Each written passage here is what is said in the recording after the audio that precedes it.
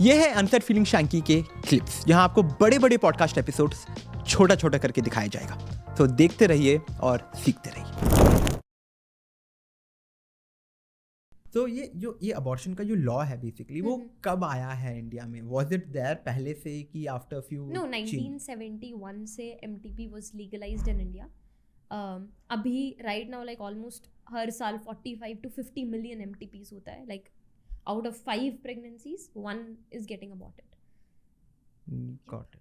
तो हाँ, हम लोग एक और चीज़ के बारे में बात कर रहे थे कि क्या क्या साइड इफेक्ट्स होते हैं आफ्टर, एज यू मेंशन कि डेफिनेटली पीरियड से रेगुलर होंगे एंड बहुत सारा ब्लड फ्लो बहुत ज़्यादा होगा, और क्या क्या साइड इफेक्ट्स होते हैं if someone is going through abortion?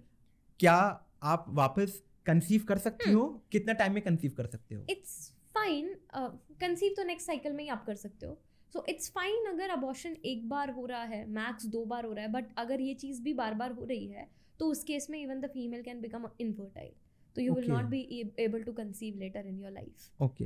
या एंड इंडियन सोसाइटी में रक्षिता, बहुत सारे विमेन जो कंसीव नहीं कर पाते हैं, द होल ब्लेम विमेन को जाता है कि कुछ तेरे में खोट होगा तभी बच्चा नहीं हो रहा है. And I have heard this in the society, like literally in front of my eyes, I can just hear it. So in those cases जब कोई women conceive नहीं कर पा रही है, so what are the reasons and how can someone take care of that? Maximum times it's because of the male. Okay. Interesting. Very interesting. Yeah, maximum times it's because of the male.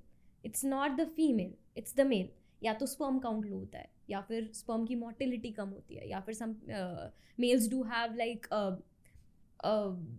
What we say properly वो sperm count, I guess motility I mentioned right, वो चीज़ हो गया. कुछ लोग inseminate नहीं कर पाते हैं, तो वो चीज़ें होती हैं. तो maximum times it's the male not the female. ठीक है. सो अगर ऐसा कुछ होता है तो both of you go, both the partners should get all the tests done. Both the partners should get all the tests. Both.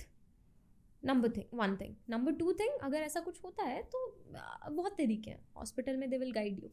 What are the fertilization? Like अभी for example mail का sperm, अब जो problem होगा उस हिसाब से decision लिया जाएगा कि क्या किया जाना चाहिए. मान लो फीमेल के अंदर प्रॉब्लम है या फिर मेल के अंदर प्रॉब्लम है, मान लो गेमीट्स का कुछ दिक्कत है, तो गेमीट को अंदर डाल दिया जाएगा. इंट्राफेलोपियन ट्रांसफ़र, यूट्रस में ट्रांसफ़र करना है, या फिर जो भी जैसे भी करना है, तो वो उस हिसाब से डिसीजन लिया जाएगा. इसी तरीके से मान लो the male is not able to inseminate, so उस केस में इंट्रासाइटोप्लाज्मिक स्पर्म इंजेक्शन और वो सारे तरीके. This will be too much medical. Got it. But you are saying कि ये पॉसिबल है अगर कोई इनफर्टाइल होता है या अगर बच्चा नहीं हो पा रहा है, कंसीव कोई कर नहीं पा रहा है, so you go to the doctor and वो doctor can give you the solution how you can. And वो कितने टाइम में करेक्ट हो जाते हैं? वो डिपेंड करता है प्रॉब्लम क्या है. हाँ, लाइक फॉर एग्जांपल सिर्फ ओवम बनने में कुछ दिक्कत आ रहा है तो बाहर से फर्टिलाइज करा के चीज़ों को डाल दिया जाएगा. ओवम लाइक जो भी प्रॉब्लम है उस प्रॉब्लम के साथ डील किया जाएगा. मान लो मदर नहीं कर, वहाँ पे फर्टिलाइजेशन नहीं हो पा रहा है, but mother can provide the suitable environment, तो इन विट्रो बाहर में फर्टिलाइज करके और फिर मदर के अंदर ही डाल दिया जाएगा. तो the same person can like have the baby. Got it.